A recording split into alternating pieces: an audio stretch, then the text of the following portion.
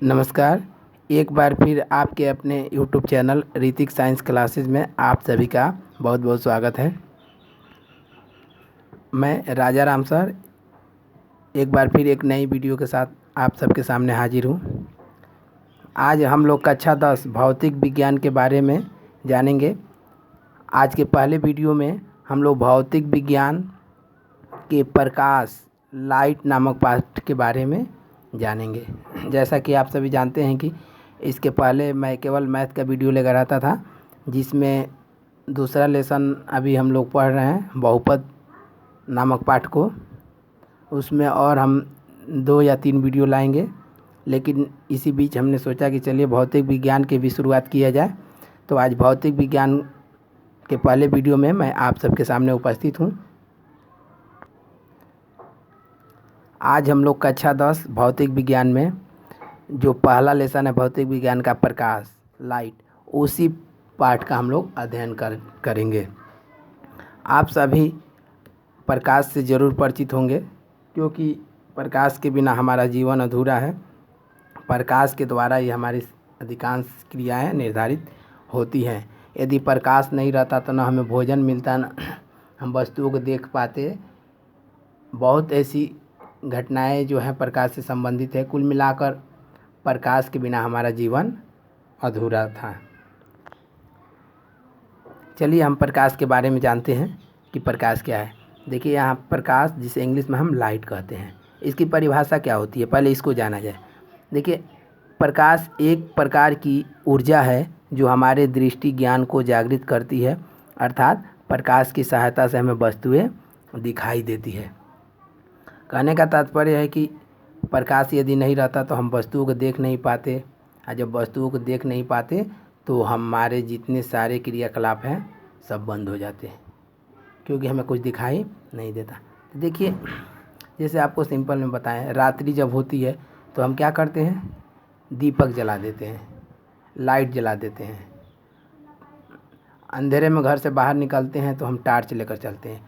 ये जितने सब इस माध्यम हैं, ये सब क्या है, प्रकाश के स्रोत हैं। यानी इन स्रोतों के द्वारा हमें प्रकाश मिलती है, जिससे हम अंधेरे में रखी वस्तुओं को देखते हैं।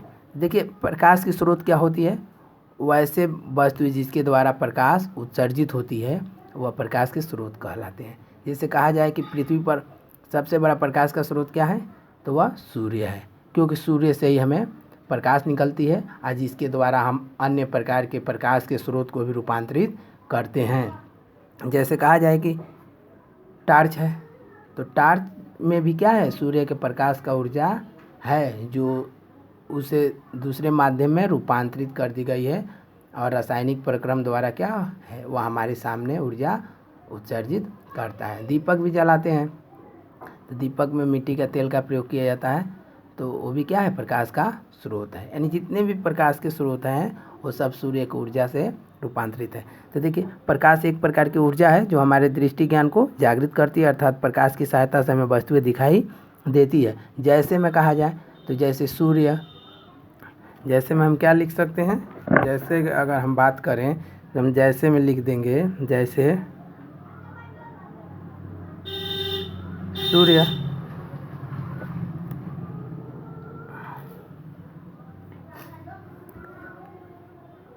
टार्च, लालटेन, विद्युत बल्ब,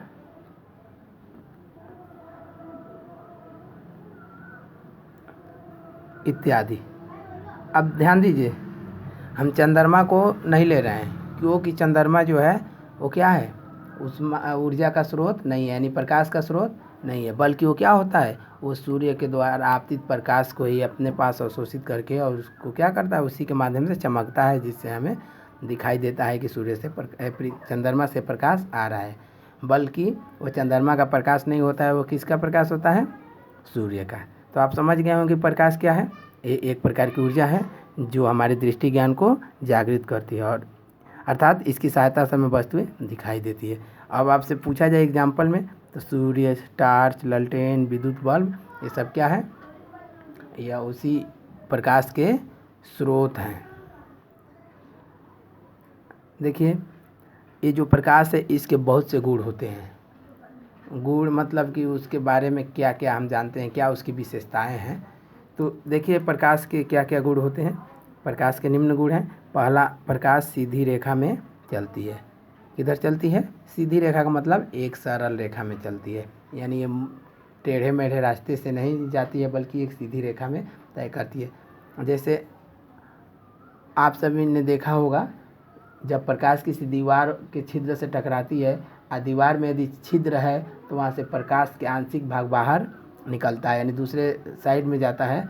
जहाँ से वो प्रकाश आगे बढ़ता है तो वहाँ आपको स्पष्ट दिखाई देगा कि वहाँ प्रकाश सीधी रेखा में चलती है। चाहे आपके घरों में कहीं छोटी सी छिद्र आती है जिसमें से होकर यदि प्रकाश का थोड़ा सा भाग भी आपके घर में पहुँचता है तो वहाँ आपको दिखाई देता है कि यह एक सीधी रेखा में है। तो कुल मिला के याद रखिएगा कि पूछा जाता प्रकाश किस प्रकार की रेखा में चलती है? सीधी रेखा, अर्थात एक सरल रेखा। देखिए दूसरा है इसका गुण, प्रकाश की चाल 3 × 10⁸ मीटर प्रति सेकंड होती है। यह बहुत ही महत्वपूर्ण है। यह कंपटीशन के एग्ज़ाम में भी पूछे जाते हैं और बोर्ड की परीक्षाओं में भी बार बार पूछे जाते हैं। 1 नंबर का प्रश्न पूछा जाता है। तो याद रखिएगा प्रकाश की चाल 3 × 10⁸ मीटर प्रति सेकंड होती है। अब ये भी ध्यान रखिए कि कहाँ होती है। ये जो है सिर्फ वायु माध्यम के लिए होती है, निर्वात के लिए होती है। यदि किसी अन्य माध्यम बदल दिया जैसे जल और कांच इत्यादि, तो उस माध्यम में क्या होती है?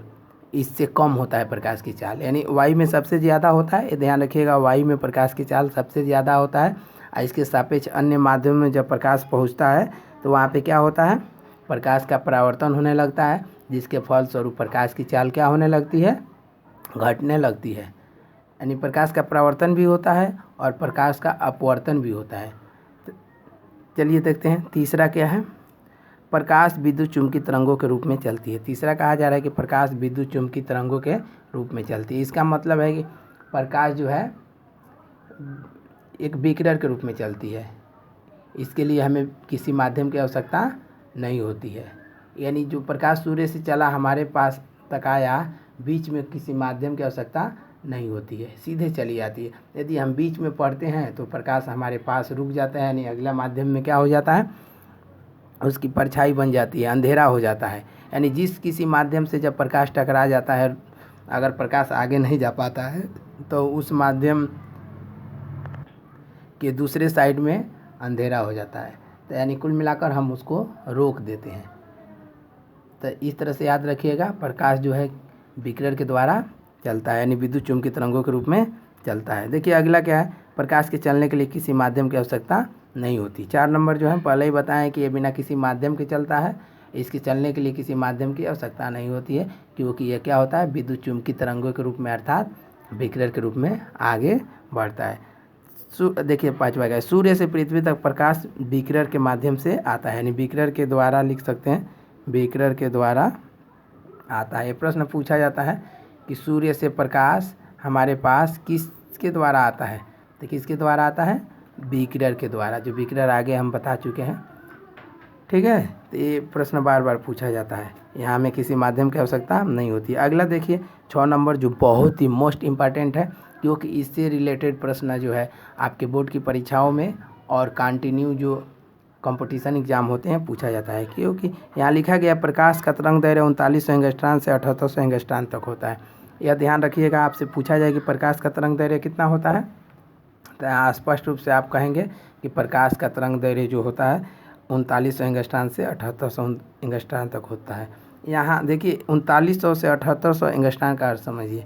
3900 जो है न्यूनतम प्रकाश का तरंग दैर्घ्य होता है और 7800 जो है अधिकतम प्रकाश का तरंग दैर्घ्य होता है। आप जानते हैं, आप सभी लोग जानते हैं कि प्रकाश में 7 रंग होते हैं। कितने रंग होते हैं? 7 रंग। तो उसमें जो रंग है जिसका तरंग दैर्घ्य सबसे न्यूनतम होता है और जो रंग जिसका तरंग दैर्घ्य सबसे अधिकतम होता है, उसी के बारे में बताया गया। बाकी 5 रंग जो है इस दोनों के बीच में आते हैं, यानी क्रमशः बढ़ते जाते हैं, इधर से देखा जाए तो क्रमशः घटते जाते हैं। अब ये देखिए जो आपका 3900 एंगस्ट्रॉन दिखाया जा रहा है, ये कौन सा रंग का प्रकाश होता है? यह देखिए ये बैगनी होता है। बैगनी रंग जो होता है, पूछा जाए कि किस रंग का तरंग दैर्घ्य न्यूनतम होता है, तो ये आपका कौन सा रंग है? ये आपका है बैगनी। यानी याद रखिए कि बैगनी रंग का तरंग दैर्ध्य जो होता है क्या होता है, सबसे कम होता है। जो जो आपका अगला रंग आता जाता है तरंग दैर्ध्य उसका क्या होते जाता है, बढ़ता जाता है। जो हम अगले वीडियो में आपको बताएंगे, प्रकाश के जो रंग होते हैं उसका क्रम बताएंगे, कौन कौन से रंग होते हैं और उसका तरंग दैर्ध्य कितना होता है, हम सभी के बारे में बताएंगे। लेकिन अभी हम प्रकाश के गुणों के बारे में जान रहे हैं, तो इसको अच्छे से जान लें। अब देखिए यहाँ पे आपका अगला है क्या है, 7800 एंगस्ट्रॉम। तो ये ध्यान रखिए कौन सा रंग का तरंग दैर्ध्य होता है, यह लाल रंग का तरंग दैर्ध्य होता है। तो ये आपको याद रहेगा कि प्रकाश के किस रंग का तरंग दैर्ध्य न्यूनतम होता है और किस रंग का तरंग दैर्ध्य अधिकतम होता है। अब देखिए न्यूनतम अधिकतम का क्या मतलब है। जिस रंग का तरंग दैर्ध्य न्यूनतम होगा वो रंग हमें ज़्यादा दूर से दिखाई नहीं देगा, यानी नज़दीक जितने आएंगे तो हमको स्पष्ट दिखाई देता रहेगा, दूर जाते जाएंगे वो रंग का वो कम होता जाएगा दिखना। लेकिन लाल रंग का जो होता है रंग दैर्ध्य क्या होता है, बहुत ज़्यादा होता है, इसीलिए क्या होता है बहुत दूर से ही दिखाई देता है। जैसे आप सभी को मालूम होगा कि जो ट्रेन चलती है उसमें हम सिग्नल के रूप में किस रंग का प्रयोग करते हैं, तरंग दैर्ध्य के सिग्नल के रूप में लाल रंग का प्रयोग करते हैं। क्यों प्रयोग करते हैं अब यह जानिए, क्योंकि लाल रंग जो होता है बहुत दूर से ही हमें दिखाई दे देता है। यदि ट्रेन चल रही है, यदि लाल नहीं दिख रहा है तो इसका मतलब ड्राइवर को समझ में आ जाता है कि वो अलग रंग है, यानी ग्रीन है, येलो है, ये रंग है, जिसके कारण क्या होता है वो ट्रेन को लेकर जाता रहता है, क्योंकि उसको कोई रंग नहीं दिखाई देता है। यदि लाल रंग दिखाई देता है सिग्नल के रूप में तो वो समझ जाता है कि ज़रूर कोई खतरा है, चाहे कोई और बात है, तो तुरंत क्या करता है पहले ही ट्रेन को रोक देता। आगे जब बढ़ता जाता है तो हमें पास से आकर ये रंग दिखाई देते हैं, जिससे वो भी पहले जान चुका होता है कि लाल रंग नहीं है, तो आराम से ट्रेन को अपने स्पीड में ले जाता है। लेकिन जो ही यदि लाल रंग दिखाई देता है तो चूँकि इसकी तरंग दैर्ध्य अधिकतम होती है, जिसके कारण ये क्या होता है बहुत दूर से ही यह रंग हमें दिखाई दे देता है। ड्राइवर इसको देख लेता है और क्या करता है उसको पहले से ही ट्रेन को रोकना चालू कर देता है और सिग्नल से पहले ही रोक देता है। तो ये ध्यान रखिएगा, यानी जिस रंग का तरंग दैर्ध्य अधिकतम होता है वह लाल रंग है, और जिस रंग का तरंग दैर्ध्य न्यूनतम होता है वह भी क्या है, वो बैगनी रंग है। बाकी 5 रंग इसके बीच में आते हैं। ठीक है, अब आप देखे होंगे कि सुबह और शाम के समय क्या होता है, सूर्य लाल दिखाई देता है। आप सब लोग देखे होंगे, कल्पना कीजिए कि यह क्यों ऐसा होता है, क्यों होता है सुबह और शाम को सूर्य जो होता है लाल रंग का दिखाई देता है। क्योंकि देखिए सुबह और शाम को जो होता है, जो सूर्य होता है हमसे क्षैतिज होता है, एक तरह से कहा जाए कि सीधे हमारे सर के ऊपर ना होकर तिरछे होता है। जो हम कहा जाए कि देखिए यहाँ पे हम आपको दिखा रहे हैं, या मान लेते हैं यह सूर्य है, ठीक है, इस सूर्य ने आया, हम पृथ्वी पर हैं, यह पृथ्वी है जिस पर हम हैं, ठीक है। देखिए यह एक यह स्थिति आती है, ठीक, एक सूर्य एक यह स्थिति आती है, ध्यान दीजिएगा। तो यह स्थिति में क्या अंतर है हमको, ये देखिए यह जो स्थिति होती है सुबह और शाम होती है। सुबह की स्थिति होती है ऐसे होता है पूर्व दिशा में, और शाम की स्थिति होती है सूर्य पश्चिम दिशा में होता है। किस दिशा में, पश्चिम दिशा में चला जाता है। तो यह आपका सुबह में उगता है और शाम को क्या होता है, वह अस्त होता है। तो इन दोनों टाइम देखिए क्या हो रहा है, आपको दिख रहा है कि ये दूरी अधिकतम तय करनी पड़ती है, जबकि दोपहर के समय सूर्य क्या होता है न्यूनतम दूरी पर होता है, यानी हमारे सर के ऊपर होता है। तो इसलिए हमें वो सूर्य लाल नहीं दिखाई देता है, बल्कि उसमें जितने रंग होते हैं सब रंग एक साथ हमें दिखाई देते हैं, जिसे हम श्वेत प्रकाश कहते हैं। इसलिए यह हमें सफ़ेद तो नहीं कहा जाएगा, पीला टाइप दिखाई देता है, पीले रंग का, यानी ये श्वेत रंग उसे कहा जाता है, क्योंकि इस दोपहर के समय हमारे सर के ऊपर होता है, जबकि सुबह एवं शाम को लाल दिखाई देता है। देखिए क्यों दिखाई देता है लाल, ये इसलिए दिखाई देता है कि जो बाकी रंग होते हैं रास्ते में क्या होते हैं, धूल कण इत्यादि जो रहते हैं, धुआं इत्यादि, उसके द्वारा अवशोषित कर लिए जाते हैं, क्योंकि दूरी अधिक होता है। ये भी हम बताए हैं आपको कि उन रंगों का तरंग दैर्ध्य भी क्या होता है, न्यूनतम होता है। तो बाकी सभी रंग अवशोषित कर लिए जाते हैं, तो सिर्फ हमारे पास कौन सा रंग पहुंचता है, लाल रंग पहुंचता है। तो इसलिए हमें सुबह और शाम के समय जो सूर्य होता है कैसा दिखाई देता है, लाल दिखाई देता है। इस घटना को हम प्रकाश के प्रकिरण कहते हैं। याद रखिएगा, हम जो है वीडियो बढ़ता जाएगा हम सब कुछ आपको बताएंगे। या हमारे सामने आ गया बैगनी और लाल, तो इसलिए इस रंगों के बारे में हम आपको बताने लगे। तो ये प्रश्न बार बार आपसे पूछा जाता है कि सुबह और शाम सूर्य किस रंग के दिखाई देते हैं, माने किसके कारण लाल दिखाई देता है। तो ये ध्यान रखिएगा, प्रकाश के प्रकीर्णन। किसके कारण? प्रकाश के प्रकीर्णन। जबकि दोपहर में वो क्या दिखाई देता है? श्वेत रंग, श्वेत प्रकाश दिखाई देता है। ठीक है, तो ये मुझे पूरा उम्मीद है कि आप बैगनी लाल के बारे में समझ गए होंगे। प्रकाश का तरंग दैर्घ्य क्या होता है? तरंग दैर्घ्य का मतलब एक प्रकार की दूरी से है, तो ये भी आपको समझ में आ गया होगा। प्रकाश के बारे में भी आप जान गए होंगे। तो अगले वीडियो में हम आप प्रकाश के स्रोत के बारे में बताएंगे। मुझे पूरा विश्वास है कि आज का वीडियो आप ज़रूर समझे होंगे। यदि शुरू से अंत तक इस वीडियो को आप ध्यानपूर्वक देखे होंगे तो आपको ज़रूर समझ में आएगा। ये जो भी आज का टॉपिक्स था ये बहुत ही महत्वपूर्ण था। इतना यदि आप जानकारी रखते हैं तो इससे हमको विश्वास है कि शायद परीक्षा में 1-2 नंबर भी यहाँ से आ जाए। तो मेरे प्यारे छात्रों, आप सभी ये ज़रूर बताइए कि ये वीडियो आपको कैसा लगा, कमेंट ज़रूर कीजिए। वीडियो अच्छा लगा तो कृपया लाइक और शेयर भी कीजिए। यदि आप अभी तक हमारे इस वीडियो को सब्सक्राइब नहीं किए हैं तो कृपया हमारे इस चैनल ऋतिक साइंस क्लासेस को ज़रूर सब्सक्राइब कीजिए, ताकि आपको नए नए वीडियो मिलते रहें।